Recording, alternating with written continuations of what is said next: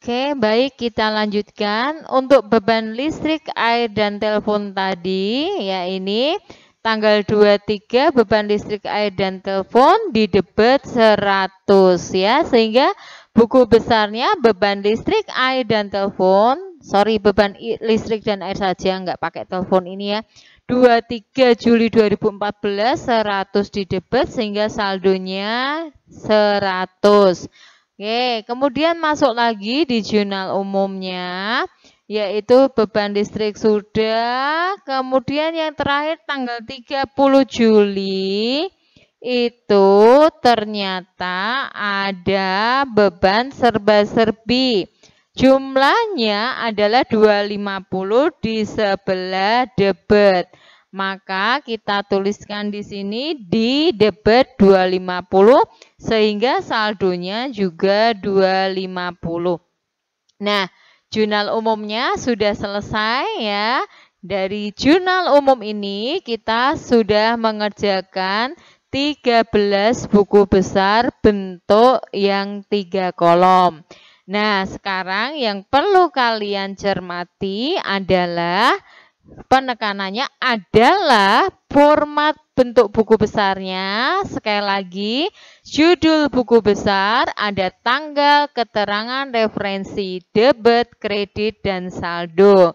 Nah, ini sangat penting untuk kalian teliti, kerjakan dengan baik karena akan masuk dalam neraca saldo. Dan yang penting pula, ini saldonya nanti akan terletak di sebelah mana. Ya, karena ini tadi kas, ya, setelah dikurang-kurangkan sekalipun dan ditambah ternyata jumlahnya masih sisa, berarti ini di sebelah debet, gitu ya.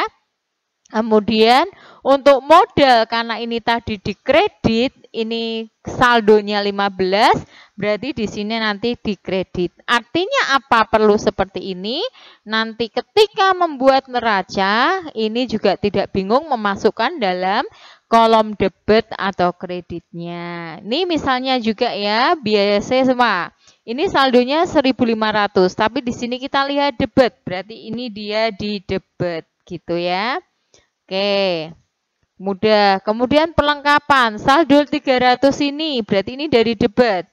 Ini debit. Kemudian peralatan kantor, ini debit semua kan. Nah, ini jumlah dari debit dan debit, maka ini letakkan di debit. Hutang, ini saldo 1.500, tapi ini sebelumnya kolomnya kan dikredit, berarti saldonya dikredit. Demikian juga ini prive ya 700 tapi dari debit, letakkan di debit. Kemudian di sini beban gaji saldo 750 tapi ini debit. Berarti ini 750 debit. Kemudian piutang ya. Piutang ini tadi ada debit dan kredit, tapi kan di sini ada debit masuk saldo. Setelah itu kredit, debit ketemu kredit, maka dikurangkan 1.500 kurangi 800, 700, ya kan?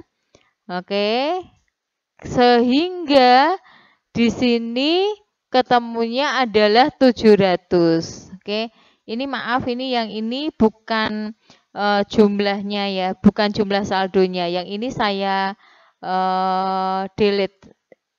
Nah, ini berarti ini adalah saldo. Saldonya berada di debit untuk piutang. Oke. Kemudian pendapatan ini dikredit semua, maka dia di sebelah kredit ya. Kemudian beban iklan ini tadi saldo 200 tapi di debit, maka letakkan debit di sini. Beban listrik saldo tapi dia di debit, debit. Kemudian serba-serbi ini tadi lupa ya. Ini kan debit, berarti saldonya di sini juga 250. Maka di sini debit. Oke, jadi hasil akhirnya harus kalian juga beri penjelasan apakah dia di debit atau kredit. Jadi ketika nanti masuk neraca kalian tidak bingung memasukkannya.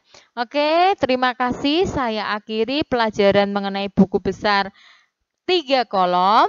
Formatnya kalian ingat-ingat lagi, mudah sekali, hanya tanggal keterangan referensi debit, kredit, dan saldo. Dan terakhir saldonya perlu diberi keterangan apakah dia di debit dan kredit. Oke, dan untuk video pembelajaran ini tolong perhatikan satu kali lagi yang mengenai piutang tadi ya. Tadi ada ralat di sini yaitu sebesar 700. Mengapa kok diralat? Karena di sini debit ya, saldonya debit 1.500 dikurangi 800 sehingga 700 ya. Maaf, tadi tidak dijumlahkan, tapi inilah hasil dari debit dikurangi kredit 1.500 dikurangi 800 hasilnya 700, sehingga angka ini nanti yang akan masuk di dalam neraca sebelah debit untuk akun piutangnya.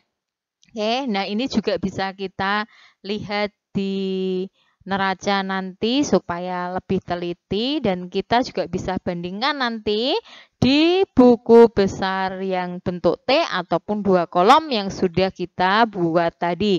Oke, sampai jumpa di video pembelajaran buku besar 4 kolom berikutnya. Selamat belajar. Terima kasih.